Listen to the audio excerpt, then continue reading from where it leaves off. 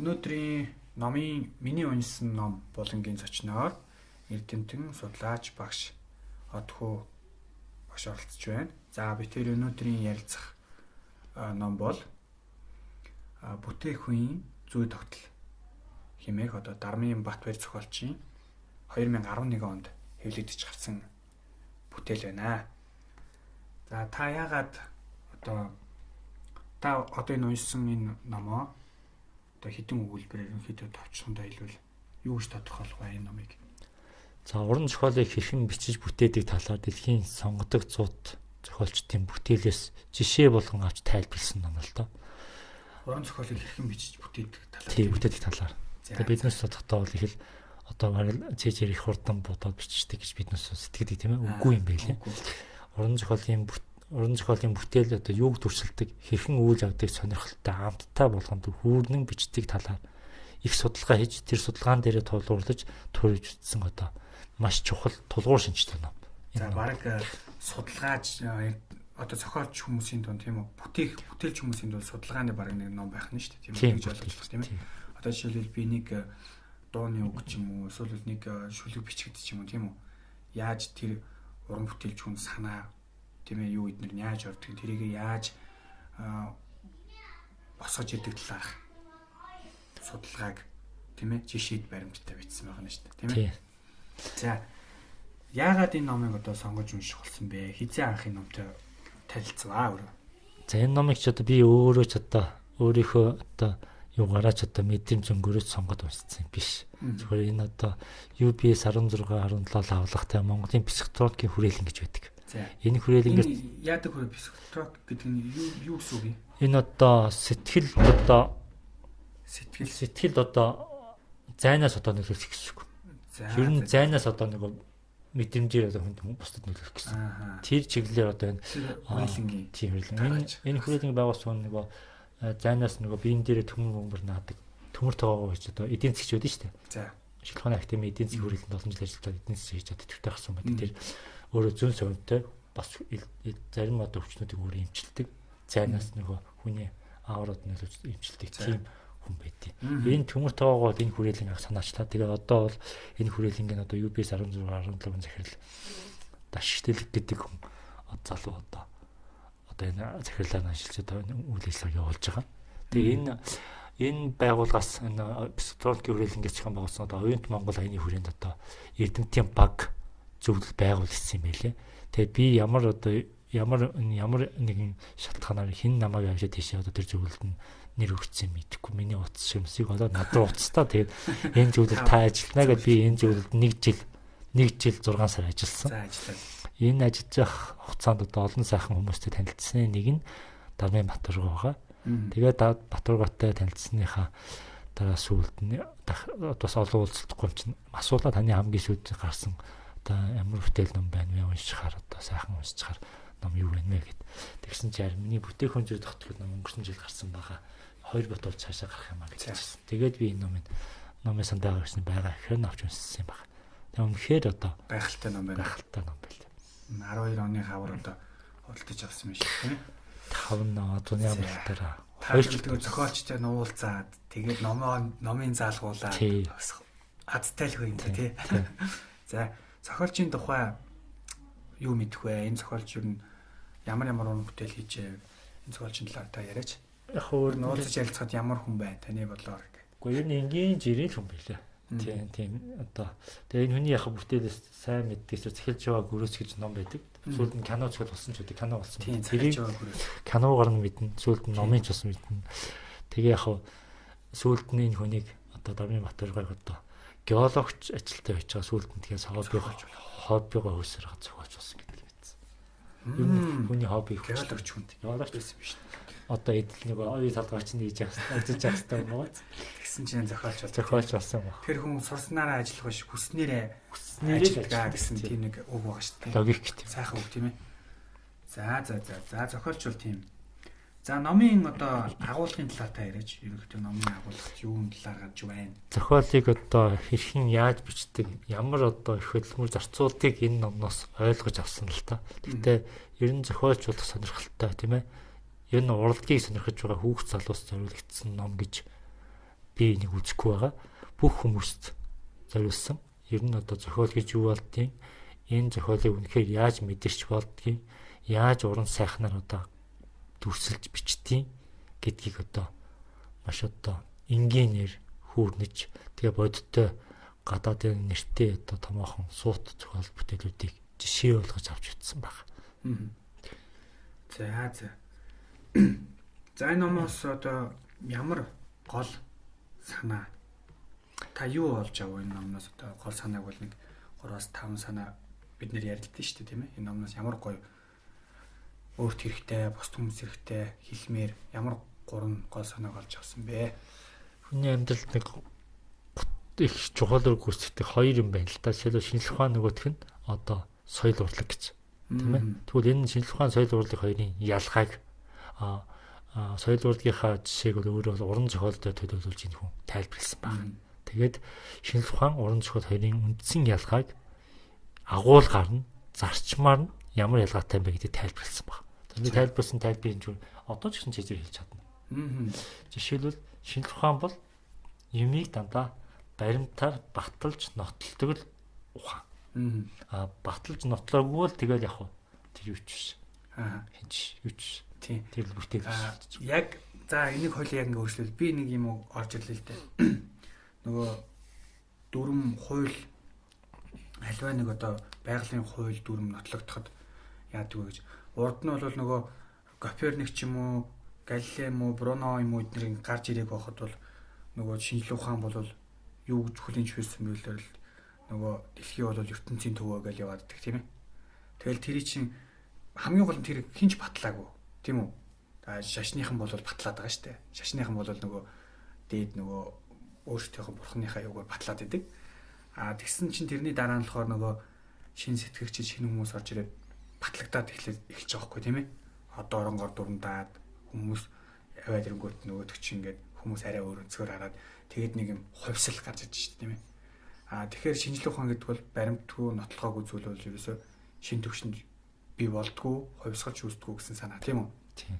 За дараагийнх нь нөгөөх нь болохоор энэ урлаг уран зохиолын гол санаа болохоор шинжлэх ухаан болохоор дандаа юмны нууцыг тайлдаг. Биш ээ. Нууцыг тайлдаг. Одоо шилбэл байгалийн зүй тогтлыг одоо ямар нэг нууцыг тайлж штэ бүх ертөнцийн таталцлыг ч юм уу Ньютон одоо нээсэн шиг тийм ээ. Энэ чинь байгалийн нэг нууц штэ. Тэр нууцыг тайлж байгаа нь болохоор шинэ томьёо бүх ертөнцийн таталцсан тэр томьёо бий болоход тэгээд энэ нууцыг нөгөө Кеплерийн 1-2 дугаар хууль гэдэг шиг тийм ээ. Яг тийм юм. Шинжлэх ухаан бол нууцыг тайлдаг ухаан гэж байгаа. Урлаг соёл утга зохиол бол нууцыг бий болгодог ухаан гэж байгаа. Ийм зарчмын ялгаатай. Шинжлэх ухаан бол яг нууцыг тайлдаг бол соёл урлаг бол яг нууцыг бий болгодог. Нууцыг бий болгодог. Тэр нууцыг хүмүүс олж унж тайлахын тулд унших гэж улсааргаа тэр бол уран зохиолын амтанд ордог. Наачстай гоё үг шиг тайлбарласан. Ямар гоё үг вэ? Бараг тэгэл зүгээр л нэг өгүүлбэрээ нэг тэр номын бүх санаа гараад ирж ш тий. Тийм нэгдэг курс оюутнуудад ч гэсэн би та нарт утга зохиол юмыг ойлгохыг энэ номыг л унш. Энэ номыг уншсны дараагаар утга зохиолын талаар та нар бас нэг тодорхой төвчний ойлголт авчиж ярих хэрэгтэй гэж хэлээ. Ямар гоё үг вэ? Маш гоё. За өөр ямар гол санаа байна? За өөр нэг гол сайхан санаа нь болохоор сайхан гэж юу гэдэг талаар энэ Батөргө энэ номныхаа хамгийн өмнөх хэсэгт нь сайхан хэсэгт нь хамгийн ихний бүлэгт нь бичсэн байдаг. Сайхан гэдэг юм бэ? Юу вэ тийм? Альва юмны сайхан гэж яг юу хэлээд байгаа юм бэ? Тэгэхээр одоо нэг тэрийн домгүйн сэтгэлийг тайлбарлсан байна. За мэдээж энэ тайлбарлах. Жишээлбэл сайхан гэдэг юмыг одоо байдгийг ба тэрийг орж ирэх гээд нэг хаан тусад сайхан гэдэг юм олоод ирэхэд нэг хүн явуулсан баг. Тэр хүн хаанаас юу аваад сайхан гэж хаана юу гэдэг юм хайсаар гад нэг сайхан гэдэг хүнийг олж л тээ. Тэгсэн чинь тэр сайхан гэдэг хүн одоо юу гэх юм. Маш одоо дэлхийн одоо зах хязгаар нутагтуудыг нэг тийм уулан дамжаатай нэг хүн байна гэж байгаа. Тэр өөрийгөө сайхан гэдэг. Тэгээд тэр сайхан нь болохоор нүрээ гівлүүрээр нөгөө гадны шинүүдийн нүүр харагдахгүй нэг тийм сайхан эмэгтэй хүн байна. Маш сайхан бие хатаа тийм хүн байна гэж байгаа. Тэгээ сайхан ярилцаад за тантай ингээ уулзаа таныг олж уулзлаа. Би одоо өөрийнхөө хаан тусдаа хааныхаа даалгаврыг биелүүлээд сайхан гэдэг олчлоо. Тэгээд харин тантай яг та гэвлүүрээ нээж надад нэг царийг харуулаач гэж хэлсэн баг. Тэгт нь нөгөө сайхан гэдэг хүн. За тэр харин боломжгүй зүйлээ болохгүй. Тэгэнгүүт нөгөөт нь гуйсаар хагаад одоо бүтэн сар гэрийнх нь гадаа яасан лээ. Сөхөрч сууж агаад бүтэн сар одоо сөхөрж өвдөс гуйсаар хагаад гэвлүүрээс хүүлэхэр болсон гэж. Тэгээд нөгөө Баатар тэр өөрийнхөө хаан тусалсан хааныхаа зэрлэр явж байгаа Баатар залуу шүү дээ. Тэр хайж тэр сайхныг болж уулзсан тэр залуу өөрийг сайхан залуу байхгүй Баатар. Тэгээд заа үзчихшүүл аваад тэгээд нөгөө юу үдсээ гэсэн чинь гэвлүүрээс өгсөн чинь үдсшгүй аймаар муухай байсан гэж. Тэгвэл бол тэр гэвлүүр бочор байгаа. Тийм гэвлүүр. Тэгээд өөрөө бол гаднаа би хаансаа нууц байгаа учраас сайхан. Нууц байгаа учраас сайхан. Нууц байгаа учраас. Тэгээ үдчихэд баг тэр сайхан Баатар чинь баг ойгохтаа хэцүү болоод за гэд би одоо боллоо гэх тэгээ бацаа явж байгаа гэсэн тийм буцчаачаад нөгөө тэгээд буцаад явах гэхэд нөгөө сайхан гэдэг хүн хэлсэн ба. За чи намайг ингэж харсан гэдгээ хилээд хэрэггүй. Хинт хилээд хэрэггүй. Хинт үнэшгүй чамд. Чамд үнэшгүй гэсэн.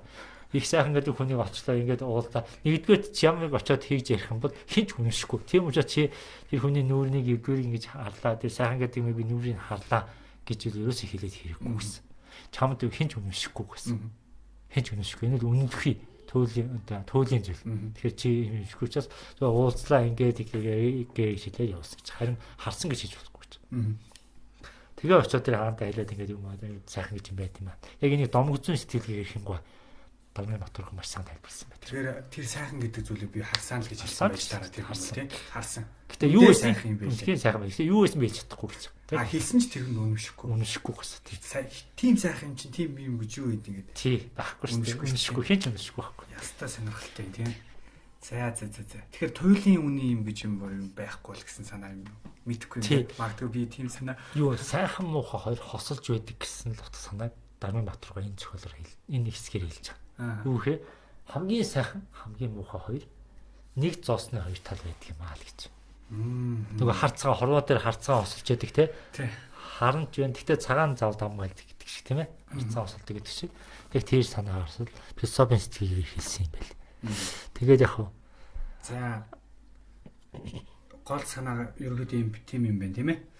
За номын гайхалтай хэсэг юу байсан бэ? Таны уншиж байгаад одоо. Тийм зохиолч нарын хөдөлмөрийг одоо юутай зүйрлүүлж хэлсэн баг. Дармын Батурга. Тууж орман цагт үргэлжлүүлсэн шүү дээ маш олон номууд тийм ээ. Ормануудыг хийж бичдэг.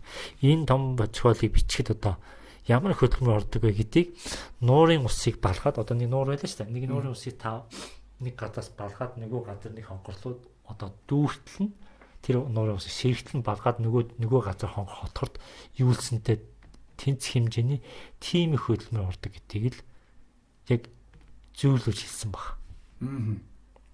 За энийг сонирхолтой. Тийм. Ястаа нөгөө далай тусал гэдэг үг шүү дээ. Тийм, далай туслаад өгнө. Амаараа бий болдог. Одоо жижиг нуур байлаа гэдэг жижиг нуур усыг хүн амаараа балгаад нэг дахиад нөгөө хонхордууд зөөнө гэж байх уу? Хэцүү шүү дээ. Тийм, яг тэрнтэй биш. Тэгээд нэг зүйл бүтээхийн тулд хамгийн одоо дэлхийн суут сонгодог бүтээлчэд жишээлбэл Толстой байна тийм Орсын дээр бас хамгийн агуу бүтээлээ тойрохын тулд 60 жил зарцуулж байгаа байхгүй. 60 жил. Тэрний одоо нөгөө Дайнбан Ана Каренина бичдэг нөгөө Алттай Лев Толстой ч нэг бүтээлээ бичгэлтэй гэж 60 жил насаа зарцуулж байгаа. Бүгд насаа зарцуулаад тэр завсан зүгээр жимжиг завчин жижиг бүтээлүүд тараас боёдоо маш олон бичигдсэн. Гэхдээ хамгийн сүүлийн одоо сор бүтээл нь бичигдэхийн тулд тэр бүхтүүдүүд нь зүгээр бэлтгэж шатуулж явж байгаа. Тэг 60 жил зарцуулж байгаа. Тэгэхээр 80 уулж ээж тийм. Тэг 90 хүрсэн юм шүү